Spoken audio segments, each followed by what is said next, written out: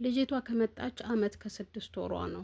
ዱባይ ነው የምትሰራው ማለት ነው። እና ስትመጣ አዲስ ስለነበረች በ800 ብር ነበር የመጣችው ማለት ነው። እና በሶስት ወር በኋላ ልጅቷ በጣም ጎበዝ ስለነበረች ቀልጠፍ ያለች ስለነበረች እንደ አዲስ ስላልነበረች 1000 ብር አደረገላት ይህ ሰውዬ ማለት ነው፣ በራሱ ፍቃድ ማለት ነው። እና ብሯን ግን የሚሰጣት ችግሩ ምንድን ነው? በአራት ወር ነበረ ብዙ ጊዜ በቃ ወደ ኢትዮጵያ ነው ቀጥታ የሚልክላት፣ በራሱ ቀጥታ ከሱ ወደ ኢትዮጵያ ይልክላታል። እና ያው እስከ አመት እስከ 6 ወር እሷ ምንም አላለችም። እና አመት እስከ 6 ወር አሁን ግን ሜጇ እየተቃረበ ስለሆነ እቃ መገዛዛት ትፈልግና ብር ስጠኝ ትለዋለች። የለኝም ቆይ እያለ አብራት የምትሰራ ፊሊፒን አለች። እሷ በየወሯ ነው የሚሰጣት፣ በራሷ በፈለገችበት መንገድ ነው የሚሰጣት። ለዚች ግን በ4 ወር ይልክላታል ኢትዮጵያ። አሁን ግን በእጅ ስጠኝ እቃ ልገዛ ነው ስትለው አሁን የለኝም እያለ በዚህ ነገር ጭቅጭቅ ይነሳና ይጣላሉ። ሲጣሉ በቃ ለምንድን ነው እኔ እቃ መግዛት ፈልጋለሁ ምናምን ትልና በዚህ ነገር ታኮርፍና ታለቅሳለች። ስታለቅስ ልጆቹ ያዩና ለእናት ይናገራሉ። እናት ደግሞ ለምን የምታለቅሹ ምናምን ትቆጣትና ልጅቷን ለሰውየው ትነግራለች ማለት። ሰውየው ደግሞ ይመጣና በጣም ተናግሮ እንዴት ታለቅሻለሽ? እና እንደውም ከዛሬ በኋላ ያችኝቷ ሰራተኛ የምትሰራውን ሁሉ አንቺ ነሽ የምትሰሪው።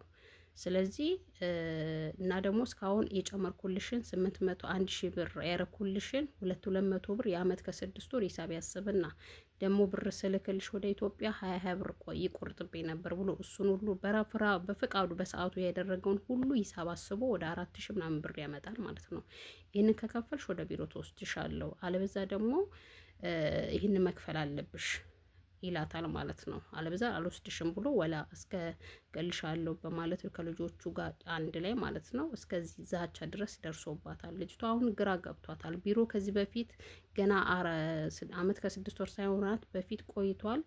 አመት ገና ሳይሆናት በሆነ ነገር ተጨቃጭቀው ወደ ቢሮ ስደውል እነሱ እሷን ተቆጥተው እዛው አስቀርተዋታል። እና አሁን እቺ ልጅ ግራ ገብቷታል። ምን ማድረግ አለባት? እባካችሁን መርዳት የምችሉ ሰዎች እንድትረዷት ግራ ገብቷታል። ልጅቷ ለልብሷ ትሰጋለች። ስራዋን ያችኝቷ ሰራተኛ የምትሰራው ሁሉ ስራ አንቺ ስሪ፣ አንድ ነገር ያችኝቷ እንዳሰራ ብሏታል። እሷን ለመቅጣትና ለማስፈራራት ማለት ነው። ቢሮ እንደምታውቁት ነው የአበሻ የኢትዮጵያ እዚህ የሚቀመጡ ቢሮ ጤነኛ አይደሉም። ኤምባሲ መርዳት አይችልም። ስለዚህ ፕሊስ ምን ማድረግ አለባት እችን ልጅ መርዳት የምችሉ ሰዎች ካላችሁ እባካችሁ ባላችበት ቦታ ላይ እንድትረዷትና ከዚህ ነገር እንድትወጣ እባካችሁን እርዷት። በፍቃዱ ነው ደሞዝ የጨመረው፣ በፍቃዱ ነው መላኪያ ሳይጠይቃት ራሱ በራሱ እያደረገ የነበር። አሁን እች ልጅ ምን ማድረግ አለባት? አሁን ግን አመት ከ6 ወር አመት እንግዲህ 2 አመት ሊሞላ 6 ወር ሲቀራት እንደዚህ አይነት ችግሮች ፈጥሮባታል። እና ምን ማድረግ አለባት? መርዳት ምንድን ማድረግ ያለባት እስቲ ማለት ምን ማድረግ እንዳለባት እስቲ የምታውቁ ሰዎች፣ ህግን የምታውቁ ሰዎች እንድታስረዷት ብዬ ነው። እባካችሁን ይሄ የነፍስ ጉዳይ ነው እና ጥሪ ነው፣ በቃ የእርዳታ ጥሪ ነው። እባካችሁ